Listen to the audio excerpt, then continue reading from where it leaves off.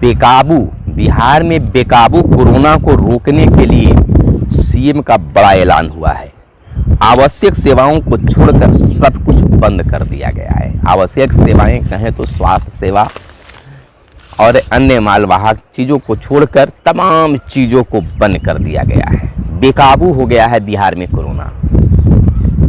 सरकार लाचार और बेबस होकर लॉकडाउन का फैसला लिया और बिहार में फिर से आज से ही 15 मई तक लॉक कर दिया गया है। बिहार को लॉकडाउन लगा दिया गया है। सभी दफ्तर, बाजार व वाहन बंद। बाजा विन होगी शादी। शादी विवाह करने के लिए भी 3 दिन पहले स्थानीय थाना को सूचना देनी होगी। सब जरूरी चीज़ों की दुकानें सुबह 7 से 11 बजे तक ही खुलेंगे। स्कूल, कॉलेज, धर्मस्थल भी लॉक। पैदल चलने पर रोक। बेवजह पैदल आप भी नहीं चल सकते हैं। अगर बाहर निकले हैं पैदल भी तो आपको वजह दिखानी होगी, प्रमाण दिखाना होगा। यानी कि 15 जून तक आपको बिहार को लॉक कर दिया गया है। नमस्कार। तो बिहार में एक बार फिर से 15 मई तक लॉकडाउन लगा दिया गया है। यानी कि बिहार को फिर से एक बार लॉक कर दिया गया है और आज से ही पूरे बिहार में पाबंदी लगा दी गई है। बिहार को लॉक कर दिया गया है और इतनी बड़ी पाबंदी कि पैदल चलना भी अब वजह होनी चाहिए। अगर आप पैदल बाजार हाट जा रहे हैं या कहीं भी किसी काम से जा रहे हैं तो आपको वजह आपके साथ लेके चलना होगा कि किस काम से बाहर जा रहे हैं। सबूत तो आपके पास होना चाहिए, न तो कानूनी कार्रवाई आप पर होगी। डंडे चलेंगे प्रशासन के। देखिए, बिहार में सभी दफ्तर को बंद कर दिया गया है। बाजार, वाहन बंद हो गए हैं। बिन बाजा के शादी होगी।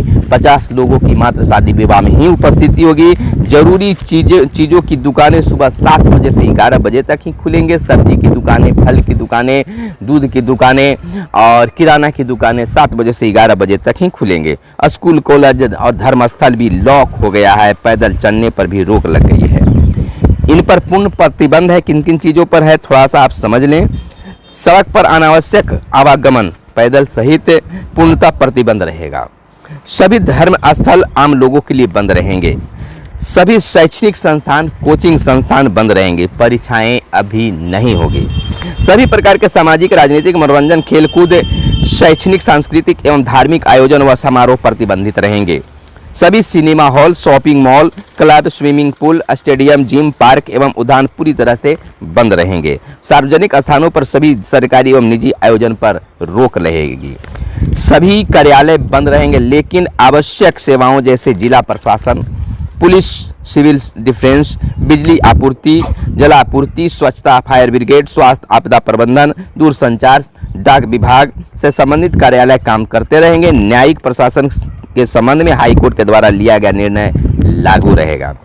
पब्लिक ट्रांसपोर्ट चलेगा, लेकिन पब्लिक ट्रांसपोर्ट पे बैठने की क्षमता के 50% के उपयोग की अनुमति रहेगी, लेकिन सिर्फ रेलवे, प्लेन अथवा अन्य लंबी दूरी की यात्रा करने वाले तथा जरूरी सेवाओं से संबंधित व्यक्तियों को ही सार्वजनिक परिवहन के उपयोग की अनुमति होगी। स्वास्थ्य कार्य के इस्तेमाल किए जाने वाले वाहन, सरकारी वाहन, ई पास वाले वाहन, मालवाहक जैसे निजी वाहन जिसमें प्लेन, ट्रेन के यात्री हो और उसके बाद टिकट हो, ट्रेन या हवाई जहाज के टिकट हो, सरकारी सेवकों एवं अन्य अनुमान सेवाओं के निजी वाहक एवं अन्य राज्यों में जाने वाले निजी वाहन भी चलेंगे। देखिए, दूसरी बात है कि रेस्टोरेंट और खाने की दुकानें बंद रहेगी, लेकिन इनका संचालन केवल होम डिलीवरी के लिए सुबह 9 बजे से रात 9 बजे तक किया जाएगा। नेशनल हाईवे पर स्थित ढाबे टेक होम के आधार पर चलेंगे। सब्जी और राशन की दुकान सुबह 7 बजे तक ही खुली रहेगी। सुबह 7 बजे से 11 बजे तक ही खुली रहेगी। आवश्यक खाद्य सामग्री तथा फल एवं सब्जी ठेला पर घूम कर बिक्री सहित मांस, मछली, दूध, पीडीएस की दुकानें सुबह 7 बजे से 11 बजे तक ही खुली रहेगी।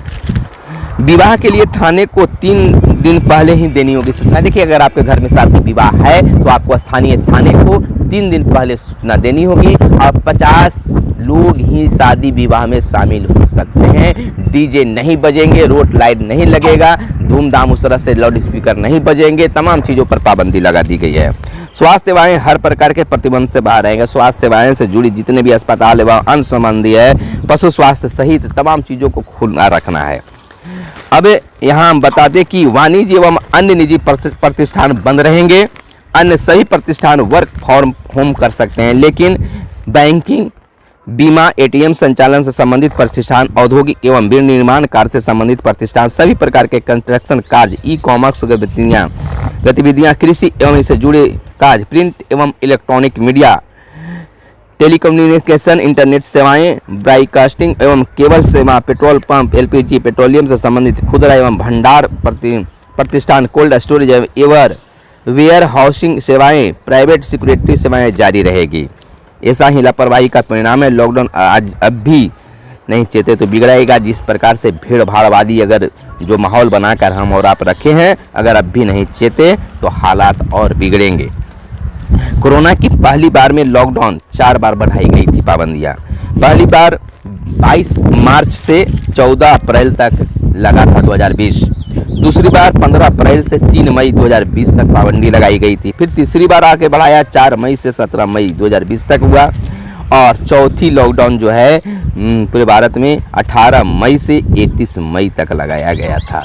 और अब फिर से बिहार में 15 मई तक लॉकडाउन लगा दिया गया है। तो इस तरह से जो है बिहार में फिर से लॉकडाउन हो गया है और हमें पाबंदियों के बीच रहना है, साथ देना है। यानी कि लगातार जो है संक्रमण आज भी बढ़ रहे हैं। पटना में सर्वाधिक 2681 नए संक्रमित मरीज बीते दिन मिले हैं। गया दूसरे नंबर पर आया है। राज्य में कोरोना के 14,794 नए मामले मिले हैं। पहली बार एक दिन में 105 मौतें हुई है। बिहार में एक्टिव रेशियो 21%, हर घंटे 3 मरीजों की मौत हो रही है। रिकवरी रेट अब 78.36% हो गई है। एक सप्ताह में मौतें जो है लगातार होती चली जा रही है। मंगलवार को बहुत सारे मरीज मिले हैं, यानी कि पिछले 24 घंटे में 94,891 सैंपल की जांच हुई है, जिसमें 14,794 संक्रमित पाए गए हैं। तो लगातार रेशियो 10 से ऊपर 15 के करीब पहुंच रहा है। दिन बीच सरकार और कोर्ट को फैसला लेना पड़ा। कोर्ट भी दखलंदाजी हर जगह करने लगी है और ऐसा अब हो रहा है कि अगर हालात नहीं सुधरे तो सेना के हवाले तमाम चीज़ों को दे दिया जाएगा। सरकार नहीं चेती। जब चेतने की ज़रूरत थी, व्यवस्था सुलभ करवाने की ज़रूरत थी, तो सरकार बल्ले बल्ले के पैर में थी, सोई हुई थी। बिहार सरकार की ही बात नहीं, केंद्र सरकार की भी बातें मैं कर रहा हूँ। चुनाव में मशगूल थी, हर चीज़ की व्यवस्था में मशगूल थी। अगर व्यवस्था यहाँ पर अगर सुलभ हो जाता तो आज इतनी मौतें न होती, आज इतना भयावह स्थिति नहीं होता। हर देश में जहाँ टीके लग रहे थे तो भारत क्या कहें, तमाम चीज़ों को छोड़कर अन्य चीज़ों पर ध्यान लगाई हुई थी। तो फिलहाल कुछ भी हो, अब साथ तो देना है, कोरोना से लड़ना है, कोरोना से जीतना है। तो इसके लिए हमें पाबंदियों के बीच रहना होगा। घर से आपसे निवेदन है कि घर से जब भी बाहर निकले तो मास्क लगा कर निकले, 2 गज की दूरी बना कर निकले। तमाम चीज़ों को ध्यान में रखें और समाज को बचाने के लिए, कोरोना को हराने के लिए पहल करनी होगी। फिलहाल हमें दीजिए इजाज़त। धन्यवाद। जय हिंद, जय भारत, वंदे मातरम।